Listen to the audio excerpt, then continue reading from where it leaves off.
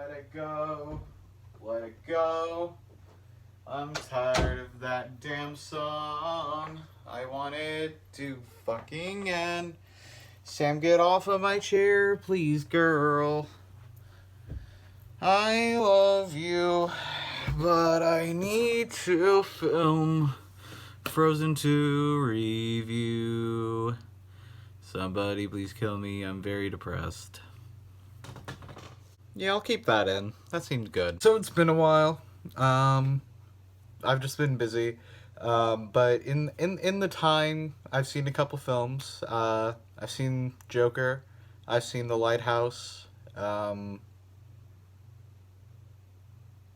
yeah, and I've seen Frozen 2. Wow, it's almost like that's what this review's about. I'm rusty. Currently The Lighthouse is my favorite film of the year, but Joker was very good, a lot better than I think it had any right to be for a film with that much controversy. I'm very glad to see it made $1 billion because the controversy around the film was...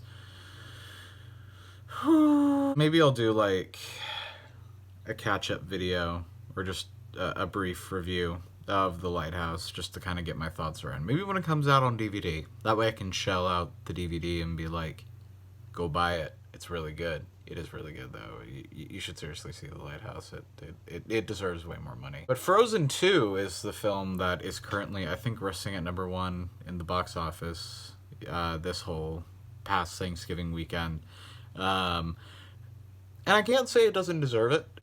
It was a good film. It had problems, but it was a good film. I find my main problems come in terms of story and characters, and the fact that some of them are really good, some of the plot points are really good, some of them are really bad and underutilized.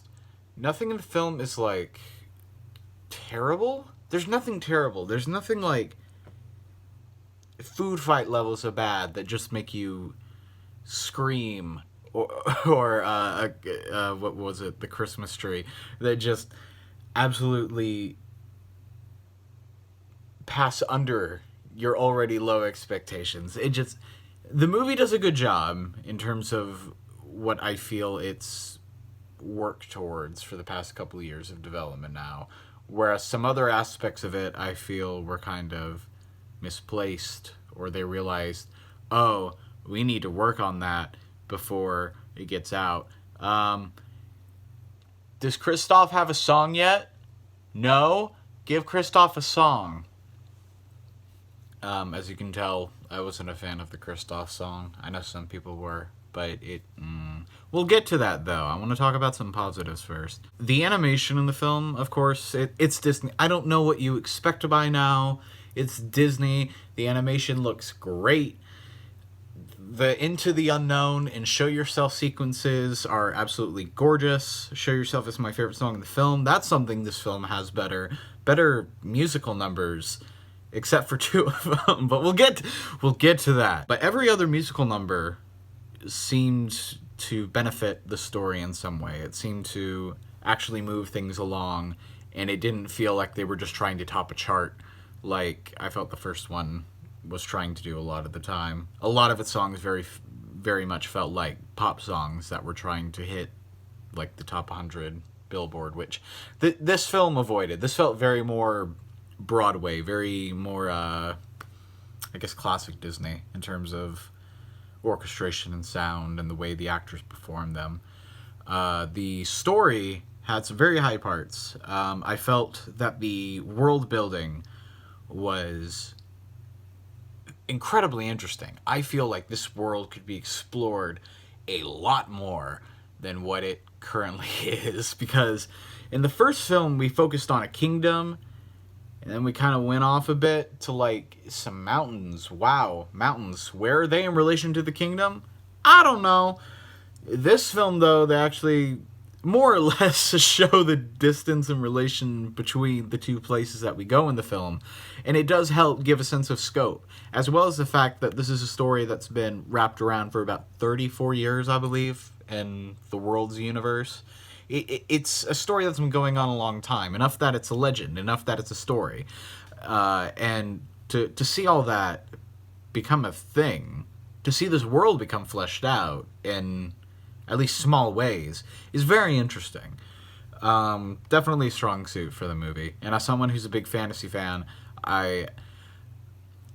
it filled my little fantasy nerd heart with delight to see maps and cultures and worlds.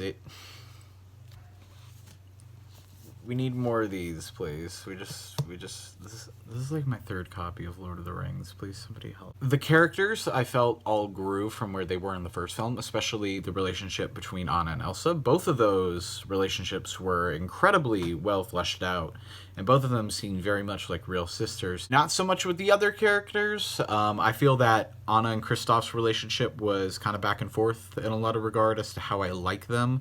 I feel they're a very cute couple to watch interact, but at the same time, the way they wrote some of their scenes in dialogue, it kind of faltered a bit, and it just seemed very cliched, and I just wasn't crazy about it. Olaf was the comic relief of the film, as usual. He's Josh Gad. Josh Gad is hilarious when he can be, but other times he can be very obnoxious in terms of that humor, especially Olaf.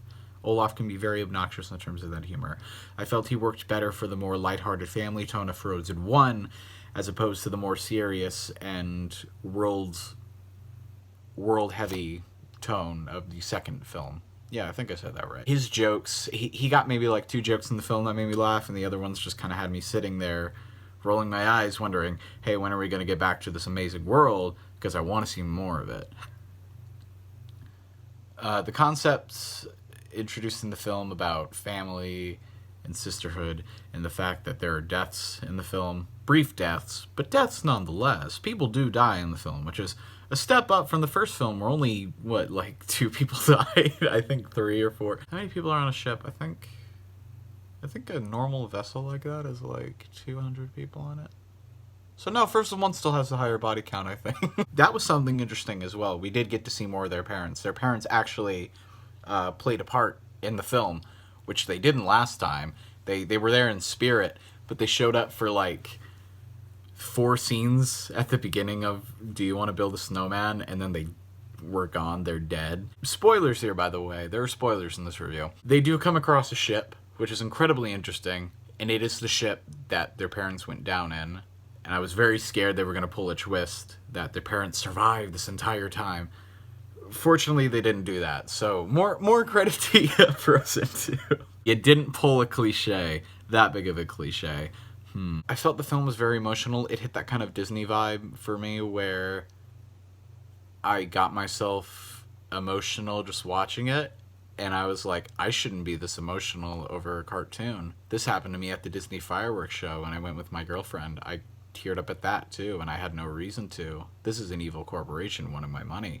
Why am I crying? Why is this so effective? It's super effective. Like, Jesus Christ. The show yourself sequence, man, that had me tearing up. That was fantastic. I genuinely would see the movie again just for the show yourself sequence. It is such a great moment in the film. All the new characters aren't super fleshed out, but the ones they do have, I do find interesting. I feel like they could be fleshed out, and they probably will be, in the countless shorts Disney's going to make of this, and that they're going to put in front of other movies.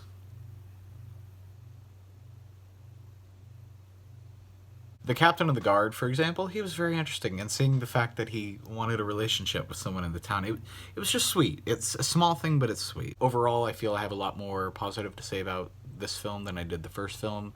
The first film, to me, felt very kind of bland and safe. This film actually had some oomph to it. It had more to it. It'll probably have a third one to it, in which case I hope they do something similar. I hope it grows. If not, I can always do what I did with Game of Thrones and pretend it ended at a certain point. I'm still not over Game of Thrones. Now, unfortunately, we do have to go into some of the negatives, and I do have quite a few negatives with it. Nothing that completely destroyed the film for me, but enough that I do feel they needed to be mentioned. Olaf and Kristoff, Jesus Christ. They had nothing to do in the film. Kristoff literally goes off, I think 30 minutes into the film, and does not return until the last 10. He gets a song, and then he's gone from the film. And it felt like they were trying to develop his character in some way, But they didn't. Same thing goes for Olaf, who they introduce in the first song, or second song technically, of the film.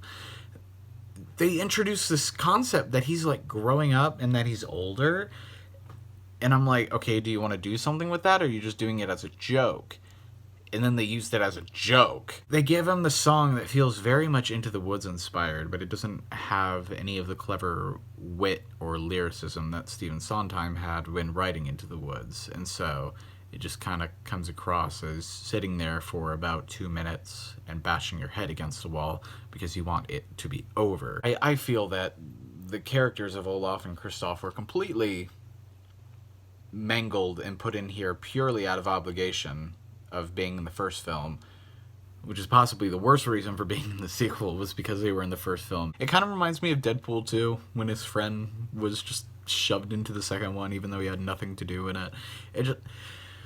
I have problems with characters being put into movies that don't have anything to do with it, and their songs were both useless to the story, especially Kristoff's, which was so contrasting with the rest of the score. It just... ew. It was this 80s pop ballad, and when you're going with a bunch of orchestrations and this very Broadway-esque sound to it, this very classical Disney sound to it, to suddenly have an 80s pop ballad with Bohemian Rhapsody references in it, huh? I do find the concept of the spirits both incredibly confusing as well as easy to understand.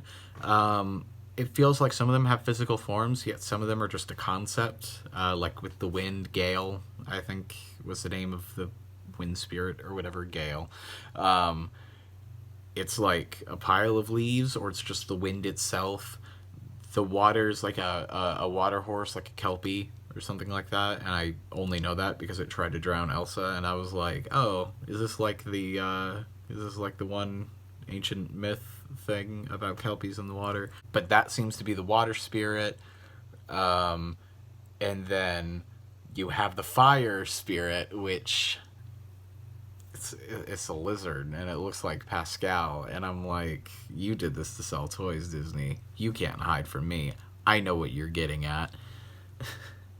That was fucking stupid. My whole audience awed at that, and I was like, y'all are gonna buy that, aren't you? Y'all are gonna buy that. And then the Earth Spirit was rock giants, which... okay, it just reminds me of The Hobbit at that point. I feel that the movie felt like it was a lot more secretive with its twists than it actually was, because I figured out a majority of the twists right as they got introduced. They have this thing early on in the movie, like the dad going, oh, someone saved me from being killed in a big war that started between my family and the indigenous people in the forest. And right as he said that, I went, oh, so the mom saved you. So it was their mom that saved their dad, and this is how they met. But the movie doesn't tell you that until like an hour into the film, I think. And it's like, okay, were we not supposed to know that already? Apparently not, because my mom didn't realize it. So, I mean, like... And then they had the fifth spirit, which was supposed to tie all them together, which as soon as it was introduced, I thought, okay, so that's Elsa. It's gotta be Elsa. There's no way it isn't Elsa, because she's the only one with powers in this movie. Then they don't say it's Elsa until, I think, right before she goes in, or at some point around that moment, and it's supposed to be this big thing of like, oh, Elsa's the guardian spirit. She's gonna guard all the other spirits and make sure they're not fucking up everything. Okay, I guess this isn't clever. This is the most basic thing you can do with it. And I know I just complained about the basicness of the story, but at the same time, when you have other concepts in the film that are just as interesting, you don't need to make these things twists. You don't need to make them seem like they're more clever than they are. They're appallingly obvious, really. At the end of it, though, I enjoyed the movie. I enjoyed the movie a lot more than I did Frozen 1. I felt it was a great sequel, which is something that's very rare. And it did build off the first one in a way that naturally worked up to it. And it came across as having a lot of effort and care put into it. And even though a lot of things in the film were messy enough to make me kind of cringe at some moments. There was enough there that also hit emotionally for me to find some resonance in there with. So overall, I thought the movie was, while it was a mixed bag and far from perfect, I felt it was a very strong sequel and a very good way to continue the Frozen legacy. If they do make a third movie, I hope it's good. I know they're going to make one. I don't know why I'm trying to be surprised by it. I know they're making it. And I think that's just about everything I have to say about Frozen 2. Let me know what you thought of it, guys. Smash that! If you have any thoughts on it, please just let me know your thoughts on it. I would love to hear other people's thoughts on it, just to get out of my own head, and just to hear that I'm not maybe a pretentious asshole when it comes to films, including Disney films. Because I overanalyze everything. Please help me. Overall, though, guys, just thank you for watching. I hope you have a great day, and remember to dab on them haters. It kind of reminds me of I want to say Gene from the Emoji Movie. Jesus Christ.